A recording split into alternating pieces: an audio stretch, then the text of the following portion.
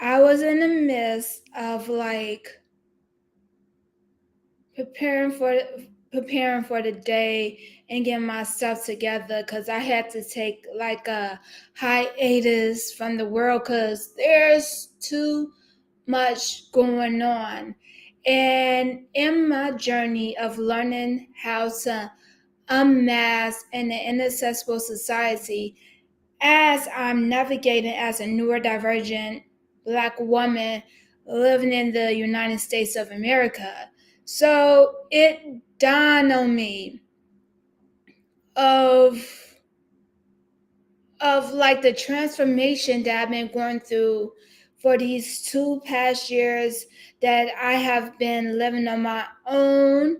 Because as y'all probably may know, I was in a near death car accident at the age of 13, which resulted in me being in a coma for 2 months, and my body was all broken up.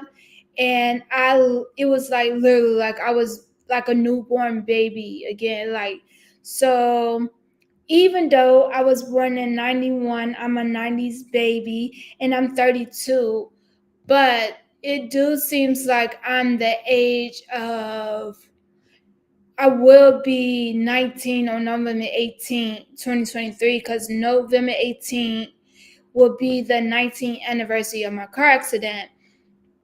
And so like I've been analyzing like my journey, like from when like I first woke up from that 2 month coma, and my enthusiasm, my thrill to get back in life and just to be like the dope human that I am. And I was constantly met with the limitations that others had, and I didn't, in that moment I didn't fully understand traumatic brain injury and how it like severely impact me. Because let's be real, like back in 2004, in the early 2000s, when I first sustained my injury, like the medical field and Western doctors didn't know what they was doing and knew nothing about traumatic brain injury and how it affects humans that sustain the TBI. So it didn't take me until like 11 years of having traumatic brain injury that I started to fully understand like how it like impacted me. And from that I've been doing a lot of work and like building systems to help me navigate things, because like as well as having being a traumatic brain injury survivor, I also have ADHD, explosive rage disorder, and post-traumatic stress disorder. So it's a lot, especially navigating a world that instantly have placed opinions and assumption of who I am as before I define who I am to another person. And because of like the doctors didn't know what they was doing, I experienced a lot with medical racism.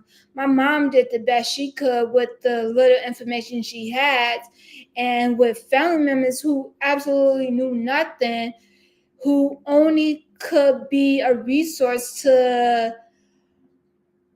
the perception of what they knew and their limitation of understanding. And I mean, like, I understand it. I understand. I'm completely understandable and have compassion. But the other thing is, like, there's just things that I'm not finna deal with. I'm not finna allow people to just put me in a box as, like, oh, this hopeless, disabled, Black woman, and put me and to define who I am. No, I define who I am. And one thing is like, because I'm a lover and not a fighter, and I want to see everyone. I believe greatly in humanity, and I may be naive and gullible, and I learned how, because not everyone have the same mindset as like I do, but and I didn't understand what manipulation and gaslighting was until since I've been staying on my own. And like sometimes like when like certain family members would say something to me, because like I'm the youngest, there's a 10 and 15-year age difference between me and my two sisters, so everyone think they my mother and think they can talk to me and treat me any kind of way. But when I say something to defend myself, they was like, oh, when you get mad, it's like another level, like steam coming out your head, and it affects people, and you need to watch how you talk to people. I'm like, huh. So I'm just supposed to let people talk to me any kind of way. And being the soft-hearted person that I am, it's like I don't want to bring harm, or I don't want to bring hurt to other people, because like I know what it is to go through depression, severe like deep depression. Because like for like 6 months, like after my granny had passed, I couldn't get out of bed for 6 months. I know what that that's dark space of like of just that hopelessness. I know what that feels like, so I don't want to bring that to other people. And I know how hard it is to like go after your dreams, and that's something that like I don't want to do. I don't want to be a reason why someone gave up on their dreams. But then now I'm coming to the fact, while I'm doing all that emotional labor and mental gymnastics for other people who wouldn't take the time out to do that for me, I I I run out of fucks to give. Like I come to realize like now I'm so nonchalant with a tint of aloofness, because I have absolutely have no fucks left to give. And then when we going back like the stereotype of the angry black woman, and all these stereotypes placed on like the black community, and it's like people define who we are because they had to define to justify for my ancestors being held in captivity and going through humane experience for over like 200 years, 260 years, and have to justify Jim Crow and all this stuff that happened to black people. Like, no, I'm tired. Like, people will not take away my humanity.